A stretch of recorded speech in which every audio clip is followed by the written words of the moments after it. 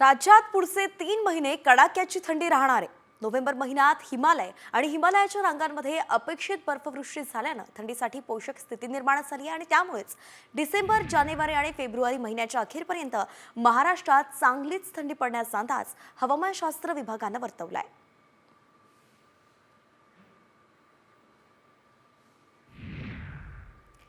तर पुणे सुद्धा थंडीनं गारठलंय। पुण्याचा पारा 10.8 अंशांवरती पोहोचलाय। आज सकाळीच अनेक ठिकाणी थंडीमुळे धुकं पाहायला मिळालंय। ही दृश्य आपण पाहतोय, पुण्यातली ही संपूर्ण दृश्य आहे। पुण्यामध्ये थंडीनं अगदी गारठलंय आणि पुण्याचा पारा हा 10.8 अंशांवरती पोहोचलाय।